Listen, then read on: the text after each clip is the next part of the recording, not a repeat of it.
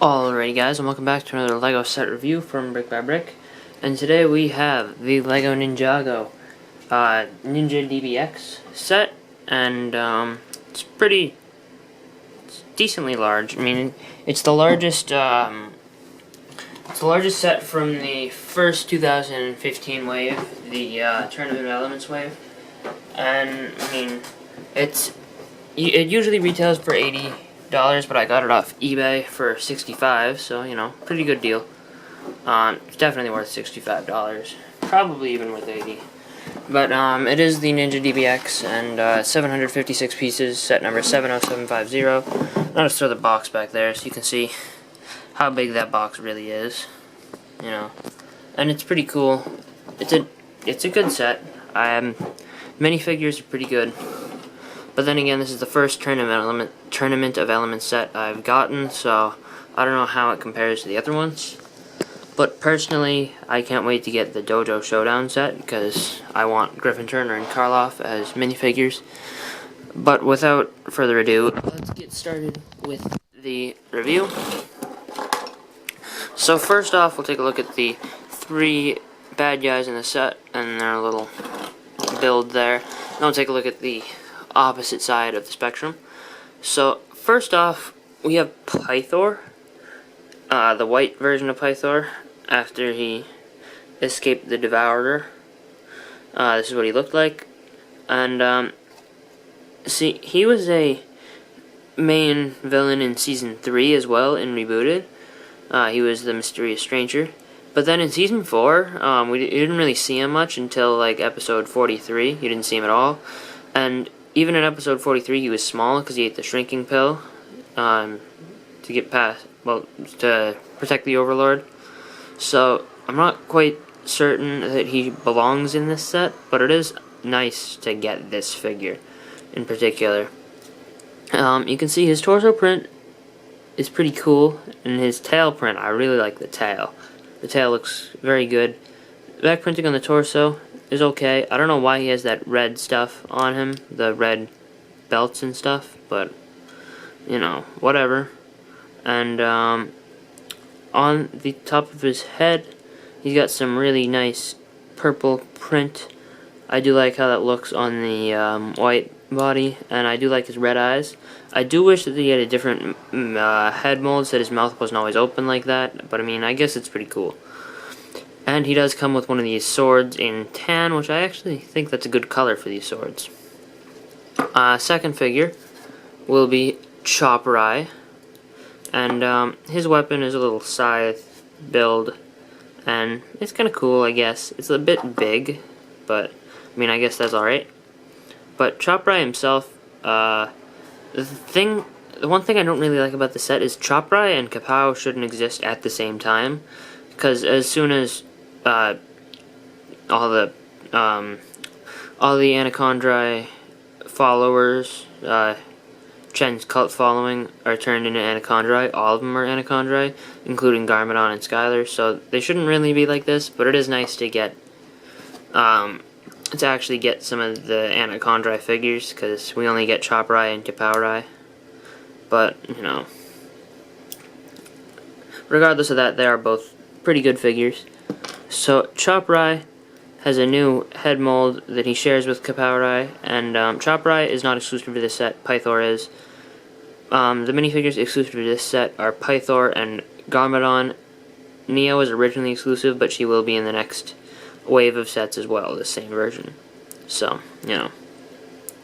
But Choprai's head's pretty cool. He does have the eyes printed on there, as well as his teeth.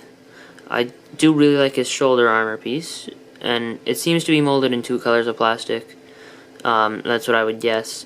Or it may just be molded in this tan color and painted red. But I'm not quite certain. But it does look very cool, and Zugu shares the same shoulder piece. His torso printing is pretty cool looking. I do like how the bronzish color is shiny. That's a nice touch. And the back of his torso printing is also pretty cool. His tail is got some good printing on the front. I do wish that they could actually print the back and the top of the tails. That would be really awesome. Really awesome looking, but they don't, so, you know, whatever. And the front of that has some molded detail on the shoulder pads. And third up is Kapow. Not Kapow, just Kapow. Kapow would be the Anaconda version of Kapow, but you know. Kapow looks really cool. Kapow and Chop are like the two funniest Anaconda wannabes, as Cole calls them at the end of the season. In the whole show, just because, you know, they're kind of like the comic relief characters of the season, and maybe Dareth too. Dareth still kind of is. But you can see his face printing is pretty cool. I do like how he is. I'm pretty sure he's the only Anaconda cultist that is smiling, which is pretty cool. He's got some tattoos on his face. I do like his snake hat, the snake helmet mold. It's pretty cool looking. The sword is really cool. These are the Anaconda swords, sharper than basically anything else. The set does come with an extra one, so that's pretty cool. You could give that to Choprai if you wanted, or maybe Pythor, if you really felt like it. But it would be more accurate to give it to Choprai. But the torso printing on this guy is pretty cool looking. Kapow is the one with the red arm, so, you know, keep that in mind. His torso, his leg print's also pretty cool, but I'm pretty sure his leg print is not exclusive. His torso print, I think, is exclusive to this figure. Not to the set, though, because Kapow does also appear in... I'm going to take a educated guess and say I'm pretty sure it's the Jungle Raider, but, you know. As for instruction booklets, this set does come with 2 instruction booklets that are this size, so, you know. Just thought I'd bring that up. Well, I remembered to bring that up. And, the bad guys do get this little shrine. And this shrine's actually kind of cool because it does have 2 stickered pieces on both sides with the Anaconda masks, one of Kapow's sword, and 2 of Pythor's sword on the other side, which is kind of weird. But it does have this nice printed piece, which is not exclusive to this set, as it does appear in Enter the Serpent. And other than that, it's really simple, and I don't know what the point of it is, but it looks okay, and it's a pretty cool little portion to add to this set, especially if you were to combine it with Enter the Serpent. I think that would look okay, but I don't have Enter the Serpent yet, so I can't really tell you. As for the good guys in this set, we have 3 of them. First up, we'll take a look at Zukin Kai, and I really do like this suit. This suit might be one of my favorites, probably in my top 3, but this is the first of the Zukin Ninja that I've gotten, and I just think Kai looks pretty good in this suit. His torso looks pretty cool. He does have a little fire emblem up there. The legs, pretty cool with little shoulder pads there. I do really like their masks with the symbols on the top. His face is the same as usual. He does have one of these cool little sword holders, not the ZX shoulder pads, which I think, actually, I kind of like these better almost, just because they don't really get in the way too much. They're nice and small. The back of his torso print, though, is also pretty cool. You can see it kind of looks like it has a quiver there, and you know, but you can just have Kai without the back thing, and this would be how he appears in the show, because I'm pretty sure he does not have that sword holder on the back of him, from what I recall, and I tend to have a good memory, so you know. But that is Kai. He looks pretty accurate to the show.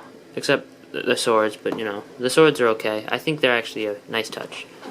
Next up we have Nia, who was originally exclusive to this set, but then it was shown that she will appear in the later wave this year, which is coming out soon, so, you know.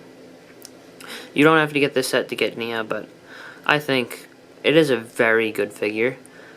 Probably my favorite Samurai X version. The torso print's pretty cool with the symbol on the armor, and the armor looks greenish. Well, it is greenish. And the red little belt is pretty cool. The leg print looks pretty good, but, you know, not too impressive. But my favorite part is the face. How you can see the little goggles there that she has originally. And I'll take a look at that in a second. But I just want to show you what she looks like from the back with the shoulder pads on. This would be her face print. I mean, it doesn't really look like Nia, but it looks really good underneath the helmet. So, you know. And then Nia does have a regular face, which looks pretty good underneath the helmet as well. You can definitely tell that's Nia under there. But I do like that face quite a bit. And her shoulder pads are this dark gray, shiny color. That's pretty cool. And then the back of her torso print is very nice looking. I do like the green and black and red combination for Nia here. But Nia's probably the main figure in this set, and definitely is important to include if you're going to make the DBX, because she did build the DBX after all. And now, probably one of the two best figures in the set, this guy or Pythor. This is Sensei Garmadon from the 2015 sets. And Sensei Garmadon is dead in the show as of Season 5. Because he is sent to the Cursed Realm after Season 4. So, you know, you don't really see him at all because he's stuck over there. And I'm not going to give away what happens in Season 5, but I will say that you do see him again, however, not for very long. So, you'll have to watch the season to find out exactly what happens to him yourself, but he does come with a staff as usual.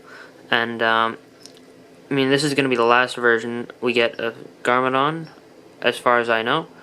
But the torso print looks really good. I do like the new Sensei outfit. I think Sensei Garmadon looks a lot better than Sensei Wu. But the new versions that are coming out for Sensei Wu actually look pretty good. But, you know, the leg print is very similar to the old leg print, and it's okay, I guess. But the torso print looks very, very good. And I do like the way that blends with the leg print. His face print's the same as the older version of Garmadon, I think. And the hair is the same. The back print on the torso, though, is probably the best part just because it references the show. Because Garmadon did used to train under Chen, so he does have the Antagonist tattoo. So it's really cool that they actually have the Antagonist tattoo showing on Garmadon as well. And you can kind of see the rest of what the torso print would look like if he didn't have the Antagonist tattoo up there. But, I don't know, it's just a really nice touch that actually makes that figure a lot better, in my opinion. So now I'm going to move all these guys over to the side, and we're going to take a look at the Ninja DBX. So the Ninja DBX is very big, very cool looking. It looks a lot like, it's just a very bulky vehicle. I will go ahead and grab the autopilot mini robot figure and show him first, because he is used in this set and in the show with the DBX, which is actually, it kind of surprised me that it was this accurate to the show with the actual DBX part, that it actually included the mini robot. So I thought that was a really great touch. And he has skeleton legs, and he's just kind of a cool little robot assembly with the binocular eyes. And he does look like he did in the show, so that's pretty cool. And he can sit up front, or they do have a place to put him in the back, and I will show you that in a little while. But the DBX does look very cool. It definitely looks like an $80 set. I mean, this is one of two $80 Ninjago vehicles. It's this one, the DBX, and the Ultrasonic Raider. So, this one definitely includes better figures, because in the old set, in the old Ultrasonic Raider, all it had was a 4 Ninja, Pythor, and Spitta. And, I mean, Pythor was the only exclusive figure in the set. This set at least has 2 exclusive figures, and I just think the other figures are a lot better, kinda, but the vehicle does look very good too, so, you know, I do really like the way that these wheels are built. It uses like the almost kind of like a drill piece, but with the spinners and the rice hats. I think it's just very cool. The stickers in this set are phenomenal. I'll go through and show you all those. First of all, we have the Ninjago license plate. That's just really cool. I really like that. Notice the mud guards in the back. And this big sticker here is a nice sticker. There are some stickers on the inside of this, and I will show you the inside stickers in a moment. But first we're just going to take a look at the outside of the vehicle, just because it is a very cool looking vehicle. You can see these stickers, there's 2 of them on the individual things. And you can kind of see the little bike inside, which I'll show in a minute. The front cabin cockpit thing looks really, really good. I really like the way that this covers the whole space of the front of the vehicle. There is another sticker up here with Nia's little symbol, because this is Nia's vehicle, by the way. It's the DBX, or the Destiny's Bounty Express. There are these little cabinets on the side. I don't know why they're there, but they're there. And then more stickers here. And there are also 2 flags, 1 on each side, and they are different stickers, because they have different symbols on them. I don't know what the symbols mean, so don't ask me. But they are there. So, there is a big feature on the DBX, which is that this whole section is removable. So we will take a look at that in a moment. But first I'm just going to take a look at the actual base vehicle itself. So this here is the DBX without the command center attached.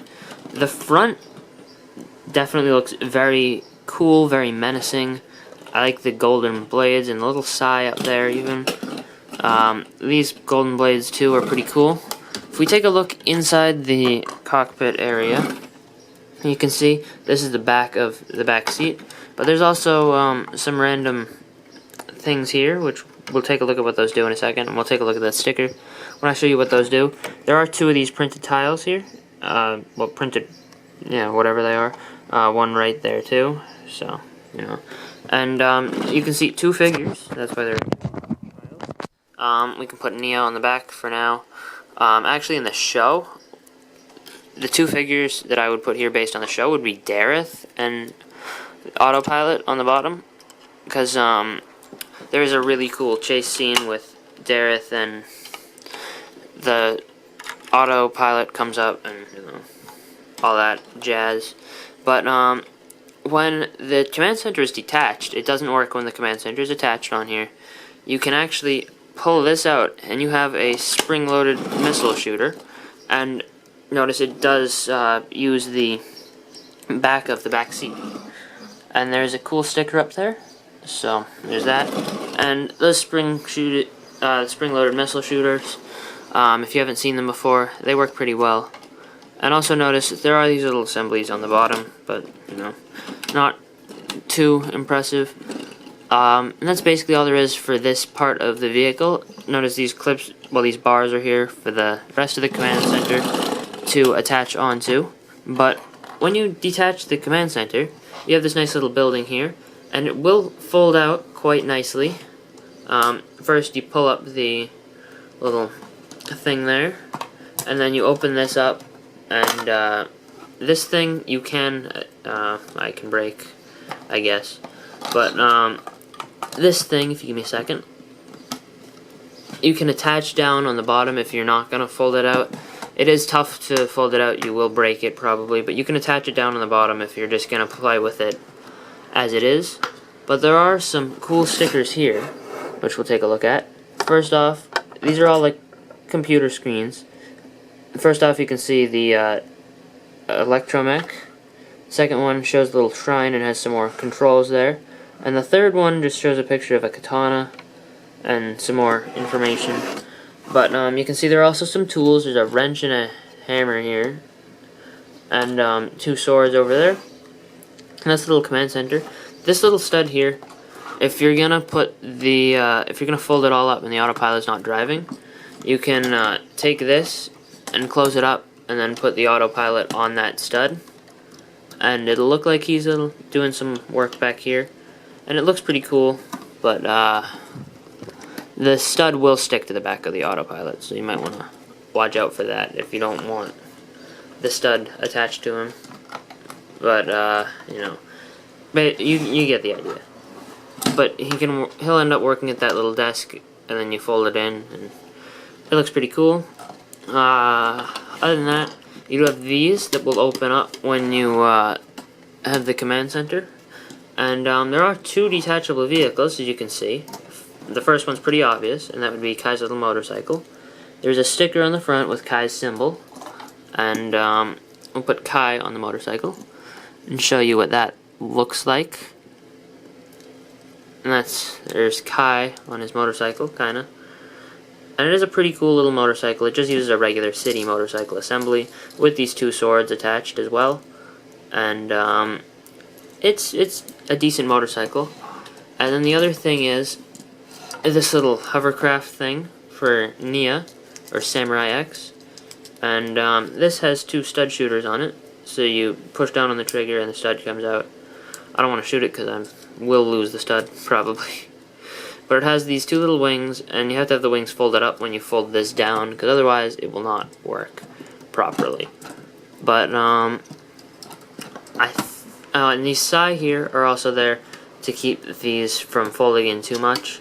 There are some swords in the front, and there is quite a bit of space. You can fit the full ninja team in the DBX when it's all closed up and everything. So this is a very good command center vehicle. Probably one of my favorite Ninjago vehicles, because it is the only one that holds all of them. And yeah. So in order to reattach it, all you do is you take that, hold it all up, and then just push it in, and it'll lock in place. So the DBX is a really good little set. Well, kind of a big set, I guess. But it is probably the 2015 Spring Wave set that I was most looking forward to obtaining, mainly because of the Garmadon and Pythor figures. But the DBX looks really good. It looks better than I actually thought it would look originally. But yeah. So I hope you guys enjoyed this video. I would definitely recommend getting this set if you get the opportunity, especially if you can get a good deal on it like I did, $65. I got $15 off, so, you know.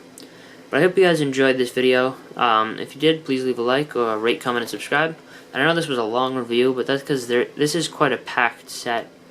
There's a lot of details, a lot of really good pieces in the set, and some pretty good minifigures. So I hope you guys enjoyed this video, and I'll see you guys all next time with another video.